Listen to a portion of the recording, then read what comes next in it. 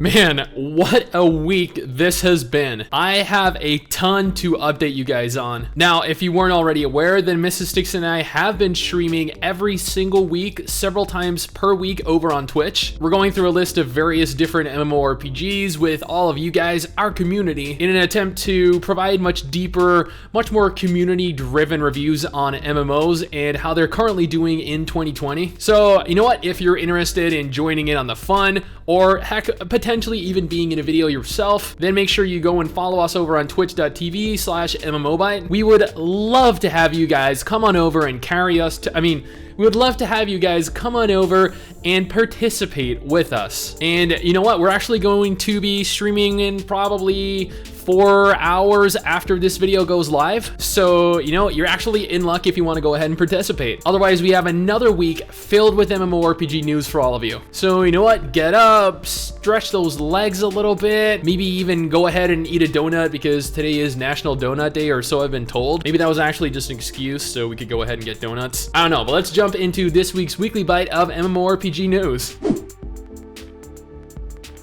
So let's start this off with Ashes of Creation. It has been a very long time since I last discussed Ashes of Creation, and that is because it's been a very long time since it's really had anything worth discussing. The team behind the game have lifted the NDA on the pre-alpha, and with it, we're beginning to see additional footage come to light. And you know what? It honestly looks pretty good. You know, it doesn't look great, but for where it's at in its current stage of development, it is looking pretty good. A full almost 2-hour-long video has been released for the game for those of you that are interested in seeing how the game plays, but otherwise, they're still expecting to launch the game into full alpha, which they're titling Alpha 1 this coming fall. Zenith raised over $250,000 during its Kickstarter, making well over $280,000 total when they had initially sought a mere $25,000. But we're not here to talk about how much it managed to raise. Instead, we're here to discuss the new alpha footage, or the pre-alpha footage, and their upcoming alpha test. The studio behind the upcoming MMO released a new video a little over a week ago showcasing pre-alpha footage from their Eastern Plains zone. In the clip, we're shown some basic movement, physical combat, and a stagger gauge according to the devs. While I'm definitely of the opinion that Zenith is far from being ready, and that VR itself is definitely not ready for the MMO genre currently, I would like to say that it is reassuring seeing the amount of progress that has been made in the development cycle thus far. So I did a video last week talking about the disastrous announcement that was ArcheAge Unchained's Garden of the Gods new upcoming DLC. After announcing that the game would have all future content updates for free, Garden of the Gods is going to be a paid DLC exclusively, meaning that to access any of the new content, the new gear, the new areas, you're going to be required to spend additional money due to a broken promise or bad practice, or both. GameGo went on and claimed that this was due to them needing to make up for deficiencies in ArcheAge Unchained's launch, in essence stating that the reason was because Unchained just didn't do very well. And of course, they did make mistakes with the Arc Pass. Reception of this announcement has been very critical, with even more players opting to drop the game, seeing the game decline even further into an already highly empty state. You gotta give GameGo credit though, they are, if anything, consistent in screwing their games up.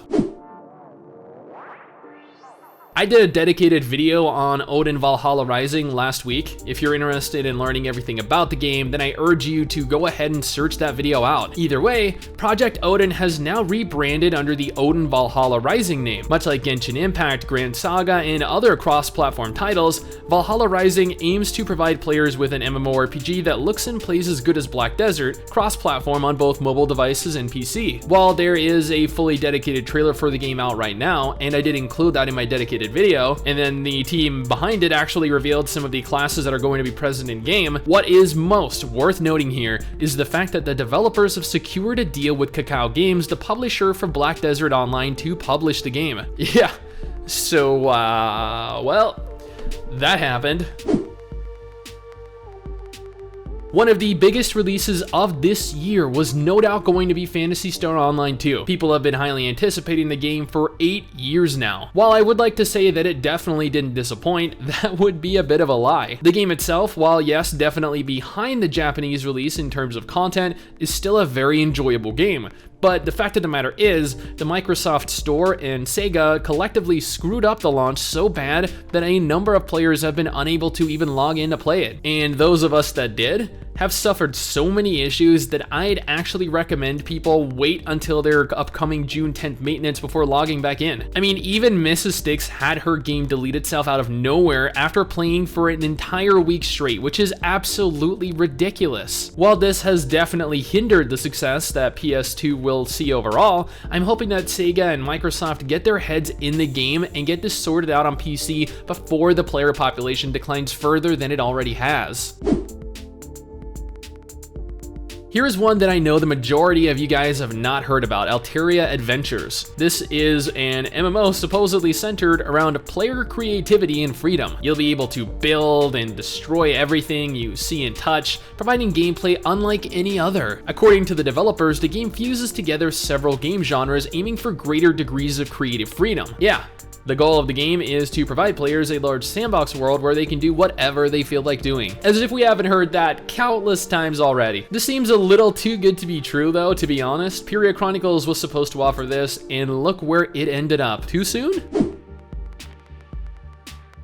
For those of you that are anticipating new content in Temtem, you'll be saddened to hear that you're gonna have to wait a little bit longer. The spring update was broken into two parts, with the first part launching during the spring period and the second part being deployed concurrently with the summer patch. I mean, this does make sense though. A lot of developers are delaying updates in response to the state of the world right now, and it's not like Krama Games, the team behind Temtem, is a large game developer. Either way, come summer we'll receive clubs, over 20 new Temtem, rock climbing, the final evolutionary forms for the starter Temtem, and more. I'm not one to claim that an MMO is dead, but holy wow. Seeing Population Zero's concurrent player numbers at what, 13 players online as of recording this right now is disheartening to say the least. The game has been plagued by issues ever since it rolled out onto Steam, and I believe it has finally gotten ahead of the majority of bugs that people were encountering. But at the same time, I fear it's a little too late at this point. Nobody's playing the game anymore, and all interest has dried up. I will admit here, you guys were right when you said its name was a self-fulfilling prophecy. Were you curious how the third Guild Wars 2 expansion was coming along? Well, I guess you're kind of in luck. In a small interview with the GG.net, Andrew Gray, the lead content designer over at ArenaNet, revealed a little information regarding Guild Wars 2. He went on to elaborate on the third expansion, the expansion everyone is looking forward to, stating that while work was definitely coming along, he was unable to give any real information on the expansion itself, nor how close to releasing it actually is, unfortunately. He also mentioned that ArenaNet is always thinking about the future when asked about Guild Wars 3. So here's some good news. Sea of Thieves just launched onto Steam and has a concurrent player number of over 10,000. That is honestly more than I thought it would have garnered, especially considering how lackluster the game's launch was. I mean, heck, I wasn't even aware this game was launching onto Steam, so this is actually news to me. The game is currently on sale for $40, so if it's something that you've been waiting on, then I recommend taking the time right now to go ahead and try it out. It's more alive than ever. I know you guys have probably had enough of new multiplayer survival RPGs by this point, right? Too bad! Frozen Flame is a brand new upcoming multiplayer survival RPG, and the developers promise that it's going to be a fresh take on the survival RPG genre. How, you might ask? Good question. Reading through what the game has to offer, nothing really makes it seem anything different to what we already have. The world is dying, there is a large boss fight that takes place, the game holds up to 50 players, you can craft, you can build settlements, you can PvP, pretty much about what you'd expect from a game like this. Nevertheless, the devs have asked for $50,000 during their Kickstarter, and they managed to amass $130,000 by the end of its run, so clearly players are interested in what they see. To me, I don't know, I guess we'll have to wait and see what the future of the game holds.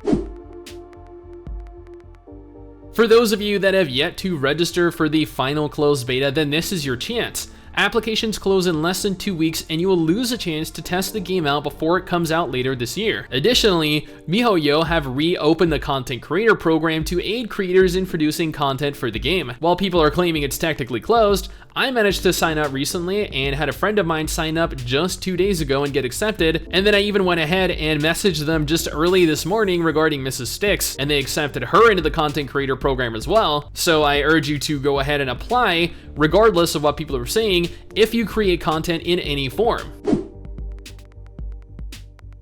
So I just did a video Thursday evening regarding Lost Ark. It turns out that despite some people's thoughts, Smile Game have been hard at work on a global release for the game. It's unclear how far along they are with regards to the English translations, but the official Lost Ark Facebook page let future players know that they're still not only working on it, but also unable to confirm exactly when they plan on releasing it. However, according to the Facebook post in question, they claim to have news to release on that front soon enough. So make sure you keep an eye out.